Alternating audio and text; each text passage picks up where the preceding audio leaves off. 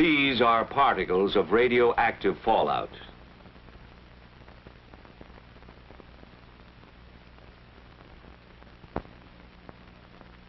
And this is how a single particle looks magnified several hundred times. A radioactive piece of matter from a nuclear explosion.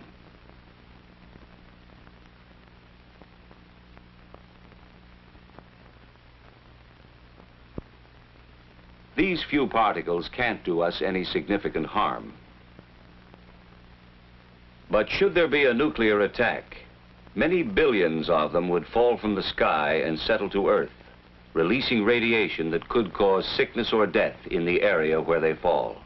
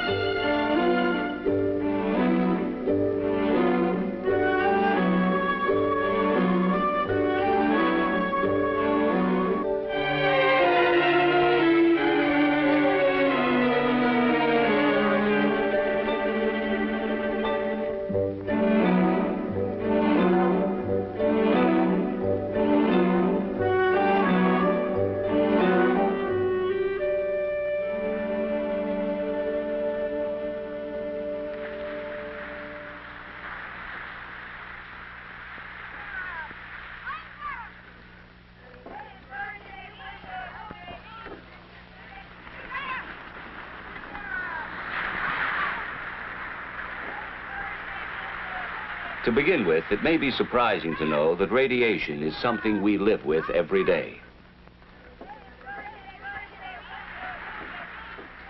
Far back in time, back before there was an Earth, there were flaming fireballs in space. We call them stars. And there are millions upon millions of them. Each star, like our own sun, is a raging nuclear furnace that shoots out showers of particles too tiny to be matter as we conceive it, along with invisible forces that we call radiation. This radiation and these particles travel through space at fantastic speeds until they strike some other matter which may make new flares of radioactivity. They strike wandering asteroids, moons, and planets such as our own. Everything in space, Earth included, receives this radiation. Skies partly cloudy this afternoon, clearing but...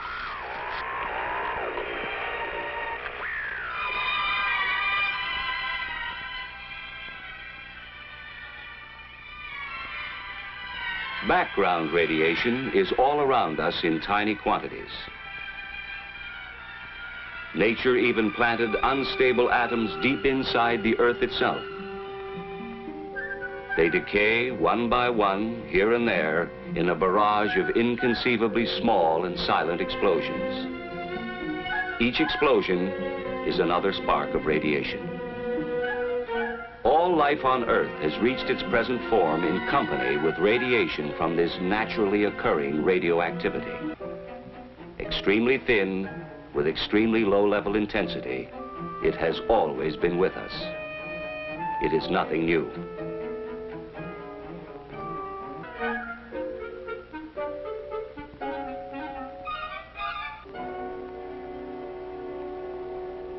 We don't worry about the small amounts of natural background radiation.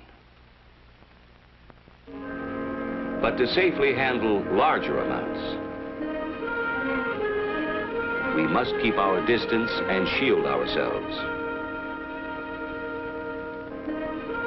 For as the amounts increase, so do the dangers.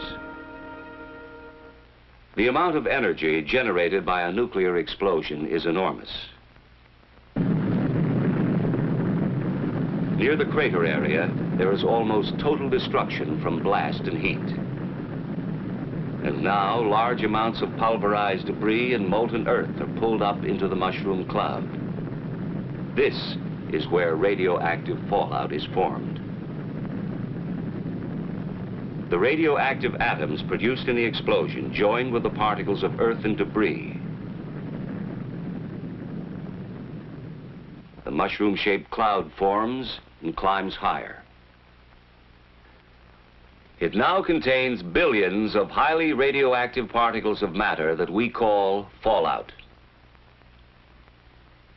The strong winds of the upper altitudes go to work on the cloud, blowing it off in one or more directions. Gravity tugs on the particles. The larger and heavier ones sink toward the ground, while the lighter particles continue to drift with the wind. Some of the lightest particles remain suspended in the upper atmosphere. As time passes, their radioactivity grows weaker, so that the longer they remain aloft, the less dangerous they are. But the heavier particles, spread by high-altitude winds, fall to the ground within 24 hours. Several miles from the explosion, they are about the size of table salt or fine sand. These are the most dangerous because they carry the greatest number of radioactive atoms and so emit the largest amount of nuclear radiation. Which brings us to an all-important fact. Deadly as radiation can be. And this gives us an invaluable ally, time. Suppose a nuclear explosion takes place at 12 noon. By 1 o'clock, the total force of the residual radiation is at a high level. By 7 o'clock, it's down to 1/10. In 2 days, although still dangerous, it's only 1/100th. But in 2 weeks, it's only 1/1,000th. With this decay rate in mind, consider radioactive fallout conditions which might confront us after a massive attack. Within an hour, fallout would be a serious problem in the vicinity of explosions which occur on or near the ground. By 7 hours after the attack, the fallout area covers more and more of the country as the prevailing winds expand the fallout in a downwind pattern. 24 hours. 48 hours. Without shelter, millions would face death. A few days later, those who have taken shelter will survive. In many areas, people can even leave shelter for brief periods of time to carry out important tasks. Within 2 weeks, most people can leave their shelters for longer periods as the radioactivity decays to lower levels. The lesson is obvious. We must shield ourselves from radiation through the dangerous period.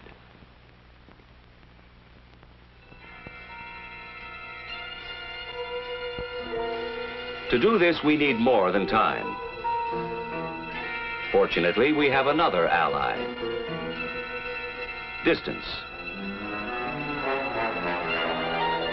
The greater our distance from the fallout particles, the less radiation we receive. You would receive less radiation in the middle of a tall building than you would receive on the top or bottom floors, because there would be more distance and partitions between you and the source of the radiation, the fallout particles which would cover the roof and the ground around the building. Only an insignificant amount would get inside. And finally, along with decay rate and distance, we have still another and very important ally: mass. When highly radioactive fallout covers our immediate area, we can shield ourselves through the most dangerous period by using the sheer weight of any material.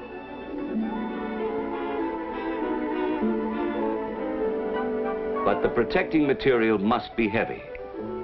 To shield out some 99% of the radiation, you would need about 5.5 feet of wood, or 2 feet of earth, or 1 1/3 feet of concrete, or 1/2 foot of steel. Even though the thickness of these materials varies, they all weigh the same. Taking a house as an example, it offers a small amount of mass and distance from radiation, but not enough protection in an area of heavy fallout. The solution is plain. Fallout shelters are the best defense against nuclear radiation. Whether in a home for a single family or a large community type in an apartment building, they offer the kind of protection from radiation you would probably need in case of a nuclear attack.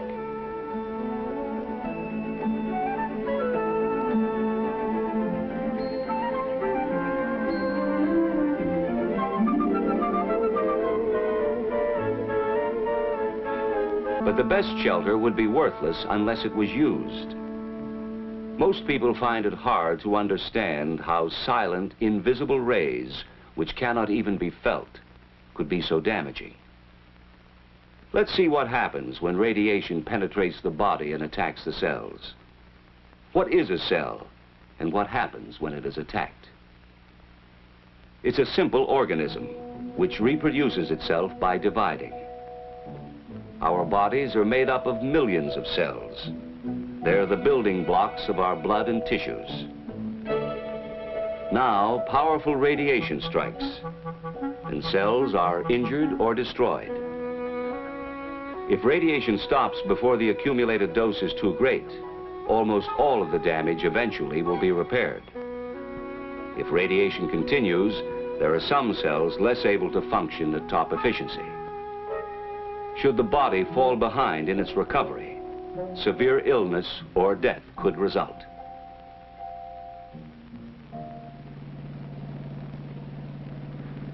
The key then is the amount, the total dose of radiation received.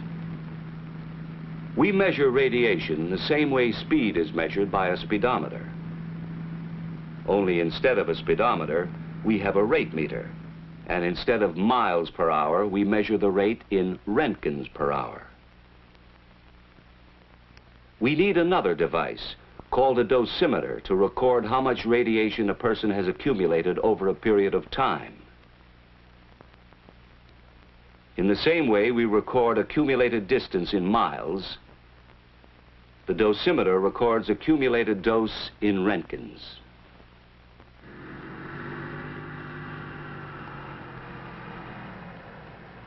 With this in mind, let's return to background radiation.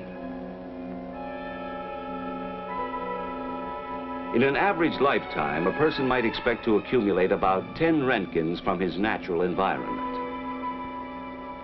Not enough to affect his health.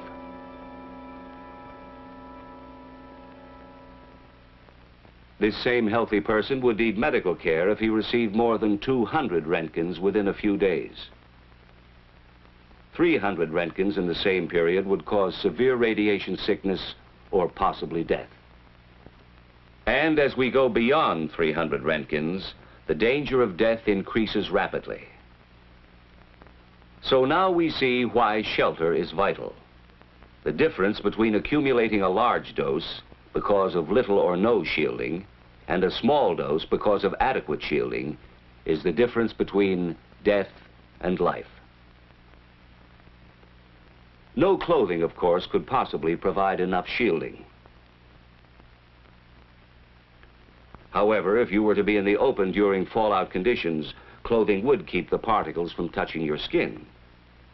There is no such thing as a fallout suit, but ordinary clothing would help until you could reach the safety of a shelter. Then the fallout particles can be brushed off and outer clothing removed. If fallout settles on your food, the food itself is not harmed, since radiation damages only living tissue. And you can easily decontaminate it using almost the same methods you use in everyday food preparation. Actually, even if you accidentally swallowed some fallout particles, it wouldn't kill you. The effects, if any, probably wouldn't show up for years. Still, since there is a possibility of long-term effects, such as shortened lifespan, cancer, or hereditary damage, it's wise to remove the radioactive particles by simply washing, wiping, or peeling. But it's vital to remember this: neither water nor chemicals can destroy radioactivity. The fallout particles can only be moved or washed away. Only time can reduce their potency. And what of water? Well, here again, the same rules apply. If necessary, you could drink water containing fallout particles without worry or immediate harm. But chances are you wouldn't have to for long, for water helps to wash itself through the natural processes of sedimentation and filtration. And swiftly moving rivers like this would carry most fallout particles downstream.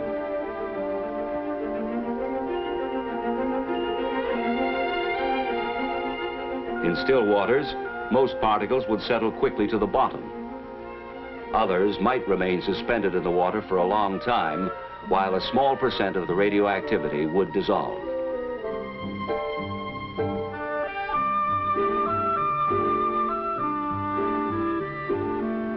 The normal processing of a water treatment plant would make it safe to drink. And water coming from a covered well would be safe from radioactive contamination. There is no problem with breathing, for air is not contaminated once the fallout is on the ground. Fallout is not a poison gas.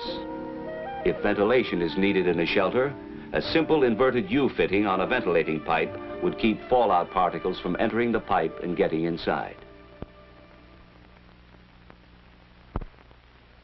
Of course, surviving a nuclear attack means more than just waiting in a shelter for radioactivity to decay to safe levels. Survival, reconstruction, and recovery would involve decontamination in many areas. A very difficult job. Unit 8 at Elman Morse. Dose rate 15 Roentgens per hour. Okay, Unit 8. Fallout would have to be removed from important areas by street sweepers.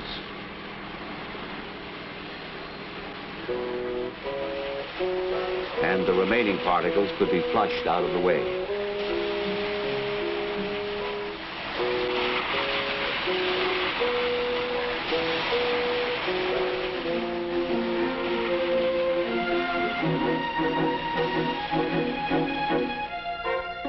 Food would be a problem.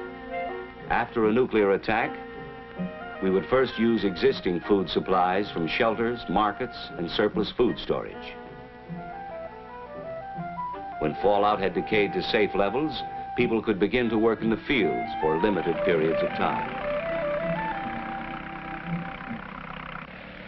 In a few areas, the land would not be suitable for food, but such crops as cotton could be grown.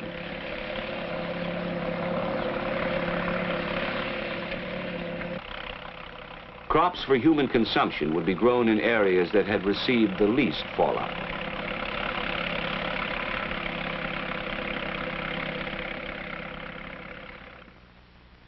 The reason we would be able to grow and eat food planted in this land is that the transfer of radioactivity from soil to plants is extremely low.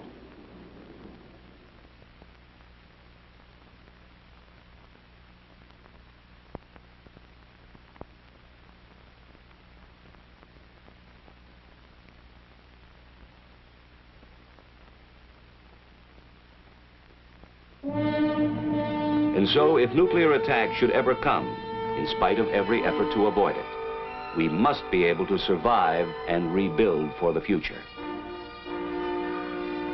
But survival can only come through knowledge. The basic facts we must all know are relatively simple. First, there is nothing new about radiation.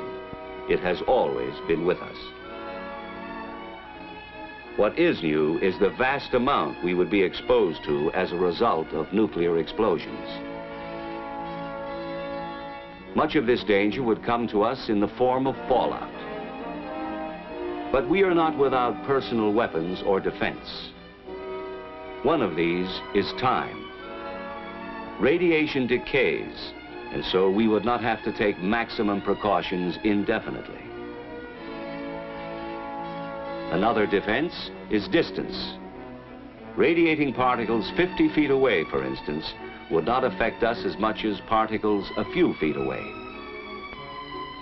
And our third defense is mass. Any material with enough weight will keep the penetrating rays from hurting us. The greater the weight of the material between us and the particles, the safer we would be. The best way we can use all three weapons of defense is with an adequate shelter, thick enough to shield off a good part of the radiation until it has decayed to safer levels. When radiation attacks, the cells of our body are damaged. Most of them can repair themselves if the total dose over a period of time is not too high.